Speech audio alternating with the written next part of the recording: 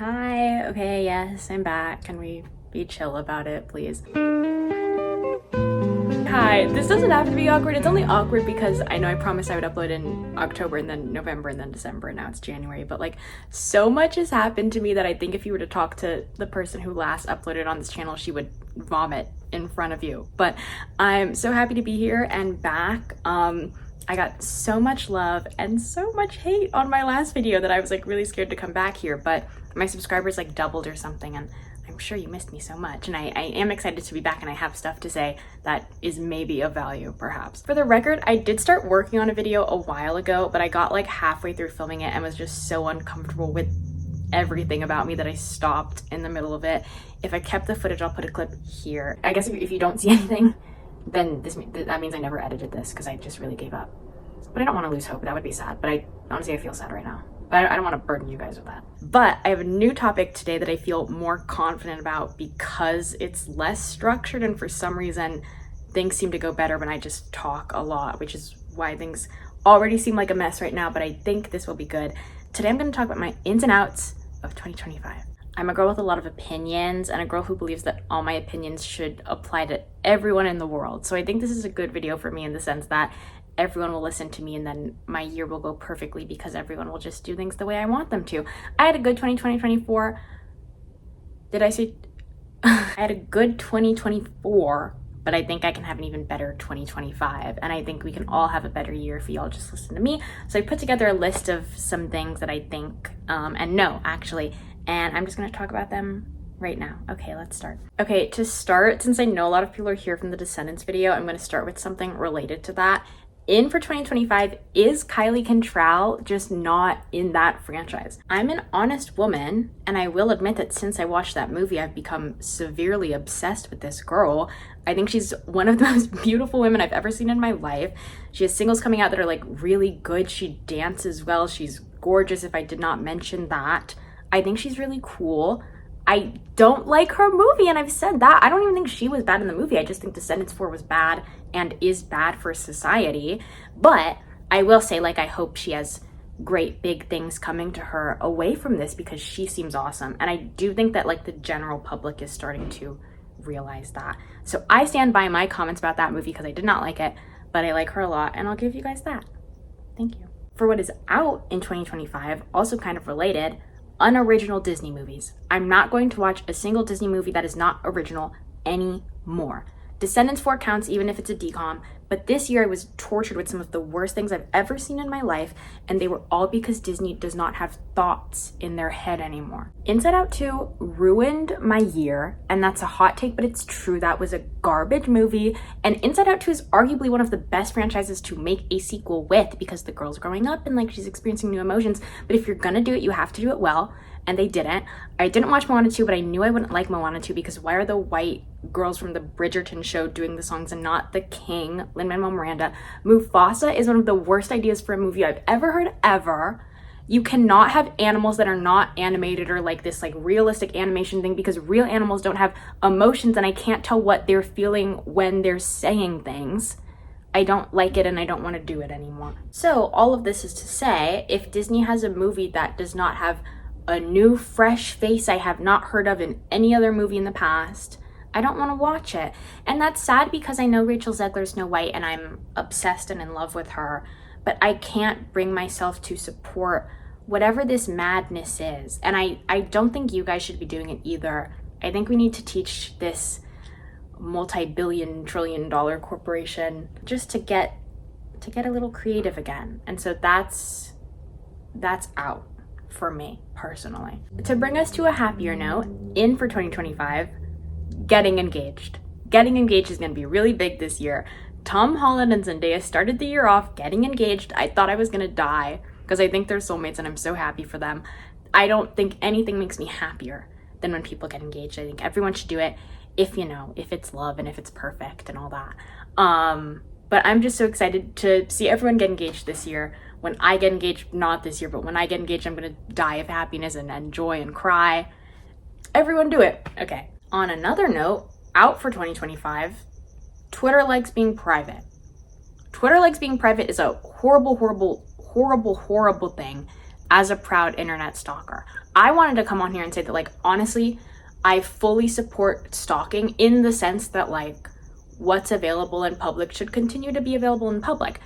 I'll go on the record and say, I don't support hacking people or following people home. Those are things personally I don't recommend. That being said, if your ex-girlfriend's Spotify page is public, I'm gonna read it and maybe even like overanalyze it.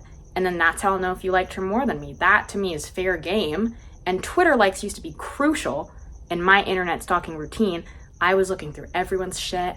I wanted to know what they found funny, what their political opinions were. And mind you, like, them being gone now has probably saved me so much time, but it doesn't mean I support it. And I'm hoping this is the year they come back, because honestly, it's taken a toll on me and my ability to like really, really judge people. So that's out for me. Next, in for 2025, Mike Feist. Mike Feist is in for 2025, and he was in last year and should be in every year. If you don't know, Mike Feist was in Challengers, which is my favorite movie of all time. I love him so much in Challengers. He was amazing in West Side Story, should have got an Oscar. He's been on Broadway before, originated a role in Dear Evan Hansen, which, has grown to be cringe, but he was amazing back then. I love him so much, and I hope he really gets the appreciation he deserves. He's a low-key kind of actor. He's not the type of guy you can be like super parasocial with, because he won't tell you much, and that's a good thing. But I love him. I hope he gets all the flowers in the world in Mike Feist. Now, out for 2025, imagine I was like vaccines. That's not funny. Lorne Michaels is out for 2025. Lorne Michaels is out. And not out like dead, out like he should retire from his job at SNL. Lorne has been, show running this series since it started. I think he founded it, and I should know this. Don't come at me. He's a founding father of this beautiful series, and he's done amazing work. But I think it's time for him to go because he's getting old. And with this being the 50th season, I think it's a great time for him to kind of transition to a new era. I was so devastated that Chloe Trost did not return this season. I don't know how much he had to do with that, but the minute she left the show, and then the minute she said that it was not her decision, was when I knew Lorne had to go. He's done amazing work, and I defend SNL harder than anyone in the planet. I think it's one of the best shows of our time. I don't want it to ever end, and I think that will be like a sign of really bad times culturally if SNL ever ends. But I do think a new Lorne would be a very good thing. Tina Fey, Kenan Thompson, the list is endless, but Lorne is unfortunately out. But it's in this year, punctuality. Punctuality is in this year, and it's going to be so big because it's getting to the point that when people are late, I want to hurt someone. Can I say that? I'm kidding, and I'm not fully serious because I know people are going to come at me and be like, oh, what about this and this and this? If you're 5 to 10 minutes late, I'm not mad at you. It happens. If you planned accordingly and traffic was worse than you expected, that's a normal thing. I've been late before too. It's gonna sound crazy because I'm very often early to things, but I've been late before because stuff happens to people and that's normal.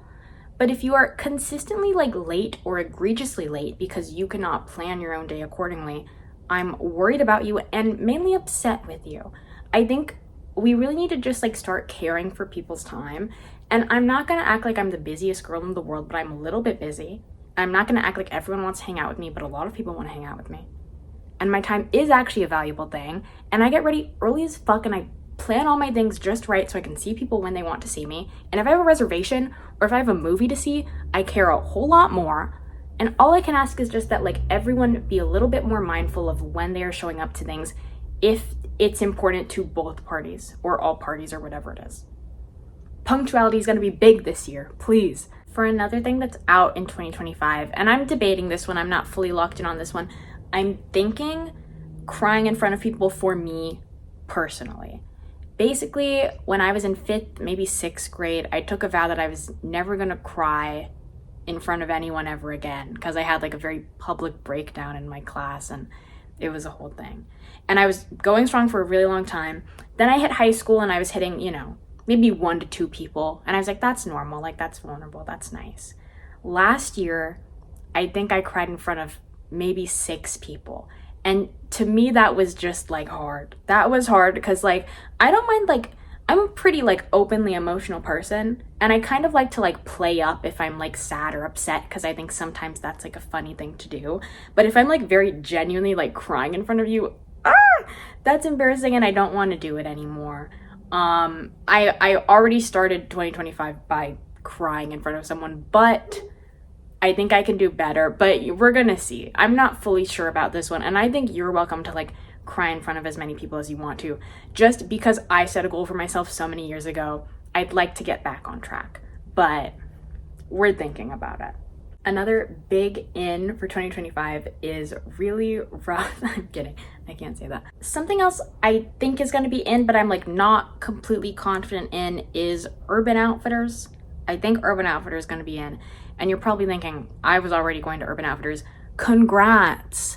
I wasn't, because they're really expensive. And I'm not going to act like I don't have any money, but when I do have money, I don't want to spend it at Urban, because one shirt is going to cost you like $40, and at Target, maybe that could get me 2 or 3, you know? But I went to Urban Outfitters last week and I was really blown away. And their sale section is okay.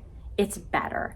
And I am in a period where like I really want to dress well all the time. And you could argue I've been doing that since I was like 7 years old, and that's probably fair. But lately, fashion is like super important to me. And I think like if I'm gonna spend money, maybe I should spend it at Urban. I also have a bad habit of like only wanting to spend money on other people and no money on myself. So I'm hoping that like when I get the courage to put the card down and say, this is for me, I'm gonna spend my money at Urban Outfitters, but also thinking about it. Now, something that's going to be out this year and like really needs to be out this year is any film opinions that are not mine. I just feel like lately I've been so tortured by people saying things I don't agree with, but like when it comes to film specifically. And I don't fully know why, but I think I've kind of gotten better at pinpointing it. As we know, like arts and entertainment has always been like my thing. Like it's number one for me. But even when it like comes to all the art forms, movies have always done it for me.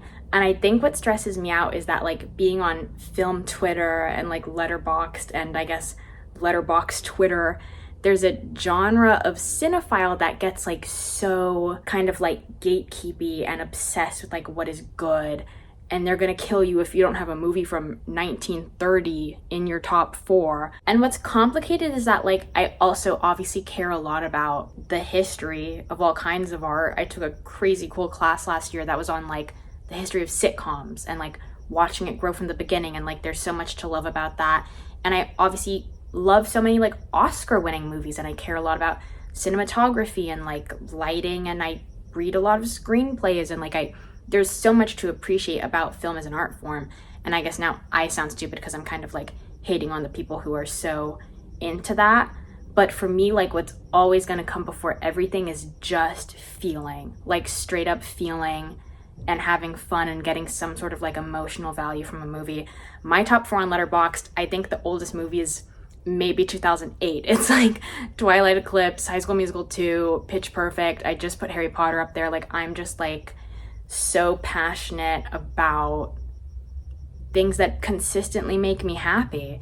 And obviously like if I'm putting High School Musical 2 against Anatomy of a Fall for an Oscar, I'm not going to give it to that. But when it comes down to like what I really care about, and if I could only live with like a certain amount of movies in my catalog, I think we need to stop stressing so much about like what is like key cinema and like what actually brings you joy when you kind of detach from that. But now I'm saying a lot of weird things, but all of this was to say that like there's so many people that I think are too intense and mean about other people who watch movies, because I think they have a lot of purposes, and I think that the purpose they serve for me is better than the purpose maybe they serve for you. But you know, I just watched that back and I like sort of get what I'm saying, but not fully. And if it's my thoughts, then you definitely don't get what I'm saying. But I also don't want to like try and articulate this because I really don't know if I can. It's just like something I feel so deeply inside of me. But I guess like the main takeaway is just like maybe stop being so pretentious about film, because if it really just came down to like, you know, look inside your heart and like what percentage of movie is affecting your heart. Like I care so much about movies. And sometimes I feel like, you know, like the way I feel about Twilight is like way stronger than like any like so-called like Letterboxd pro has felt about, you know, fucking The Godfather. Like I just have such a deep emotional attachment that the rest of the world being so weird about like what's good has bothered me a bit. But I also think like art is meant to be up to interpretation and I should stop being a bitch. But also this is my video, so okay. Kind of switching gears entirely. In for 2025 is Worshipping Women. Worshipping Women is in for 2025, and this is really inspired by a particular set of people that I've talked about on my podcast. If you haven't already followed the Junior Varsity Show, I'm gonna put it in the description. I post far more consistently on that channel. I do it with my friend Josh, and it's the best thing that's ever happened to me. Anyway, I've talked about this before, and I'm gonna elaborate here. I care a lot about worshipping women, and my examples for this are Benny Blanco and Selena Gomez, and Barry Keoghan and Sabrina Carpenter. With these two specifically, let me just say I don't think Barry cheated on Sabrina. I really don't believe that. If I thought that happened, I would not be bringing them up, but I don't think that happened. Barry and Sabrina, Benny and Selena, kind of similar. Anyway, the take from the general public on the internet is that both of those men were not attractive enough to be with their respective gorgeous, hot, insane celebrity partners. My hot take is it's okay if you are very open about pulling a baddie. That is what they have done right, and that is what I want to see from more men across our globe. All across social media, in interviews, like everything, when Barry and Sabrina were together and like Benny now, they'll just be like, oh my god, like yeah, she's perfect and she's amazing and she's out of my league, and like that's all I could ever ask from you. And I mean, this happens to everyone. I say this as someone who tends to gravitate towards people who are hotter than me, but I see the problem in men most often, specifically, is like they will be dating someone incredibly gorgeous because women tend to be perfect, and then they'll be silent about it. And that is when it's not gonna work. I need you to be, you know, publicly open about when you do a generational pull, because it's not always easy to pull off. And like you should be proud of it personally if like, you know, your personality has done something to make you capable of getting one of the most incredible women alive. And it's not just about looks, because like Sabrina and Selena are, I would argue, a lot more talented and awesome in a lot of capacities, and that's fine. I'm always going to be biased towards the women, you know, apologies. I'm just saying in general what I like about those men is their love for their women, and that is the easiest way to get me to respect you as a man, is if that's what you're doing consistently. This will shock you guys, but I'm out of outs. I'm just a really positive, happy person. But I do have one more in. I have two more ins, apologies. One, jigsaw puzzles. Jigsaw puzzles are in. I did a jigsaw puzzle over winter break, so like from 2024 to the start of 2025. Just started another jigsaw puzzle. Jigsaw puzzles will bring you peace you did not know existed. I personally think it's better to do one by yourself, but you know, if you have a friend, do a jigsaw puzzle with a friend. It's going to benefit you in ways you could never understand, like regardless of where you do it, who you do it with. Personally, I did my jigsaw puzzle while watching all the Harry Potter movies. Beautiful way to spend every night. Sometimes I drink a Celsius so I could just be like super focused on the puzzle. I'm talking a lot about puzzles, but like you wouldn't even want to know like what it has done for me since I started this. So go ahead and do that. And then finally, James Ivey is in for 2025. He's a musician. You can listen to him. I honestly feel like I should have saved that for like the middle of the list, because that's kind of a boring note to end on. But he makes really good music and you might like it. And that was my whole list. And obviously I could say more because I'm filled with opinions.